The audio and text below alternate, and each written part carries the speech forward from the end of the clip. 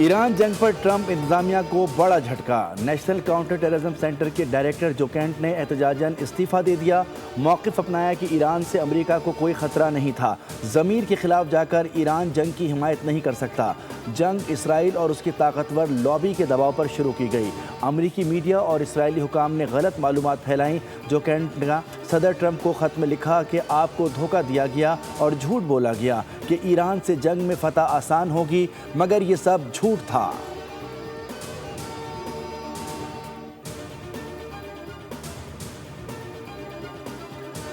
Israel का Iran के security chief Ali Larijani को शहीद करने का दावा।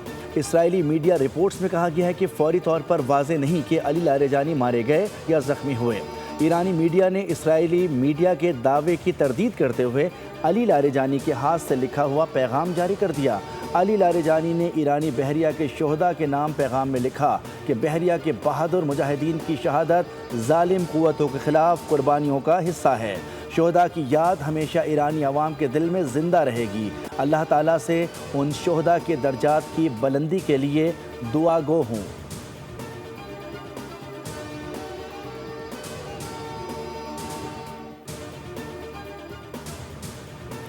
ईरानी सुप्रीम लीडर मुश्तबा खामनाई ने आलमी अमन तजावीज़ को यकसर मुस्तरद कर दिया।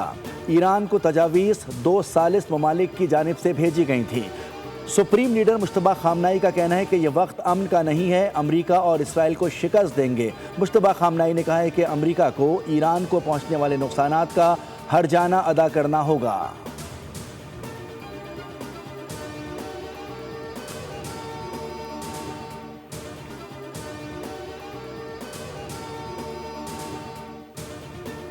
और वज़ीर आज़म की ज़ेर सदारत ईंधन की बचत और किफ़ायत शुआरी से मुताल्लिक़ इजलास, इक़दामात पर अमल दरामद की पेशरफ्त से आगाह किया गया।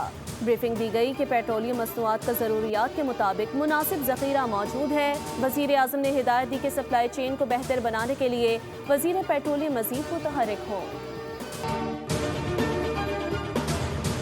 पाकिस्तान इस वक्त हालत जंग में है। मुसल्लह अफ़वाज अफगान तालिबान रजीम के खिलाफ जंग लड़ रही है। कोई दुश्मन पाकिस्तान की जानिब मैली आंख से नहीं देख सकता।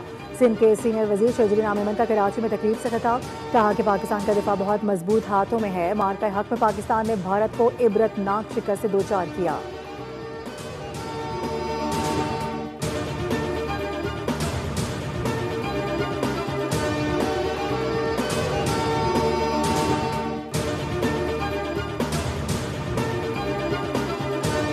अमेरिका ने नेटो पर अरबों डॉलर खर्च किए, जब हमें ज़रूरत पड़ी तो वो गायब हो गया। आबनाए हुर्मुज़ खुलवाने में मदद ना मिलने पर अमेरिकी सदर दुनिया से नाराज हो गए। किसी को ताना दिया तो किसी को धमकी दी, कहा बरतानवी वज़ीर आज़म ने उन्हें मायूस किया। जंग जीतने के बाद स्टॉर्मर ने जंगी तैयारे भेजने का ऐलान किया। बरतानवी वज़ीर आज़म को बताया कि जंग जीतने के बाद आपके तैयारा बरदार जहाज़ों की ज़रूरत नहीं। जिन ममालिक की माजी में अमेरिका ने मदद की वो आज इस मुश्किल वक्त में दस्तयाब नहीं। अमेरिकी सदर ने कहा कि ईरान जंग ज्यादा देर जारी नहीं रहेगी और जल्द अपने इख्तिताम को पहुंचेगी। अमेरिका ने ईरानी रजीम का खात्मा कर दिया। आबनाए हुर्मुज़ में बारूदी सुरंगें बिछाने वाली कश्तियां डुबो दी हैं। ईरान का बहरी और फजाई दिफाई मुकम्मल तौर पर खत्म हो चुका। ईरान में मुज़ाकरात के काबिल कोई क़यादत मौजूद ही नहीं। मेरे ख्याल में ईरान के नए सुप्रीम लीडर भी जिंदा नहीं हैं।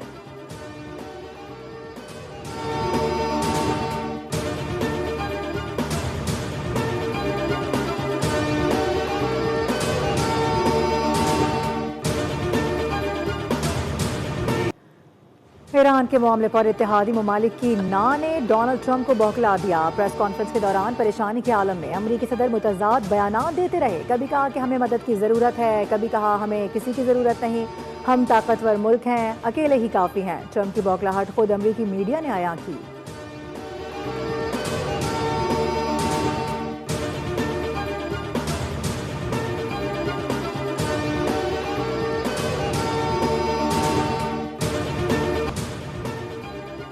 ईरान किसी सूरत भी सरेंडर नहीं करेगा। ईरानी सदर मसूद पज़ेश्कियान का दो टोक मौक़िफ़, कहा कि ईरान की सलामती को खतरे में डालने वाली किसी भी कार्रवाई को बर्दाश्त नहीं किया जाएगा।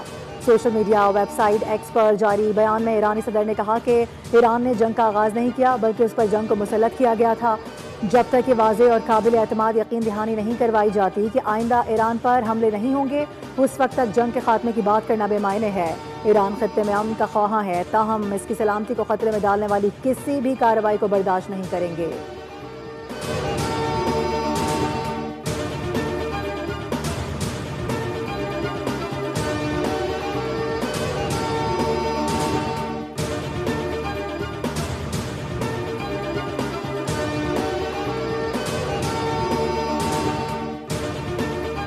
अमरीकी मीडिया का अमरीका और ईरान के दरमियान राब्ते बहाल होने का दावा। कहा, ईरानी वज़ीर ख़ारजा और स्टेवेट कोफ के दरमियान राब्ता हुआ।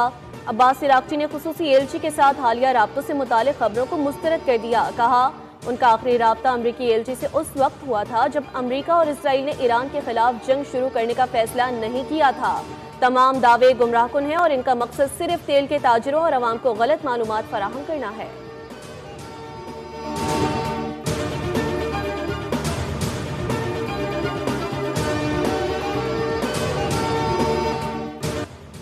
इसराइली साबिक वजीर दिफा ने शिकस्त तस्लीम कर ली। कहा, इसराइल तेहरान में कामयाब हो रहा है लेकिन यरूशलेम में उसे नाकामी का सामना है।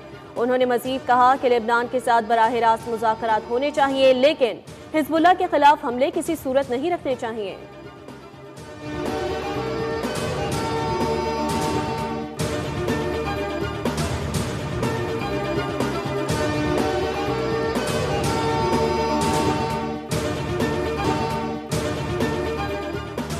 पाकिस्तान स्टॉक मार्केट में कारोबार का इख्तिताम। 100 इंडेक्स 837 पॉइंट्स इजाफे से 1,50,016 पॉइंट्स पर बंद। 14 अरब रुपए 14 करोड़ हिस्से का कारोबार हुआ। ट्रेडिंग के दौरान 2 नफसियाती हदें बहाल हुई। एशिया स्टॉक मार्केट्स में भी मिला जुला रुझान। जापानी के निकाई इंडेक्स में 0.39% इजाफा, शंघाई में मामूली कमी, थाई एसीटी में 2% और कोरियन कॉप्सी में 2.4% इजाफा देखा गया।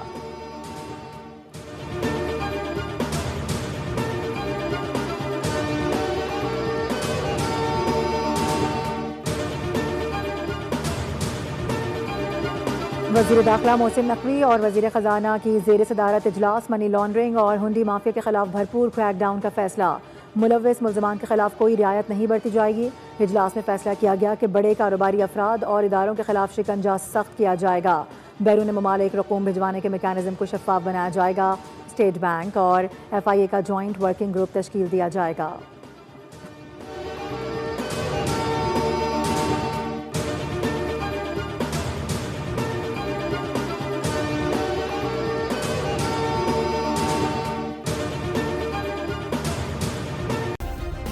सब्सक्राइब करें और बेल दबाएं ताकि कोई खबर रह न जाए।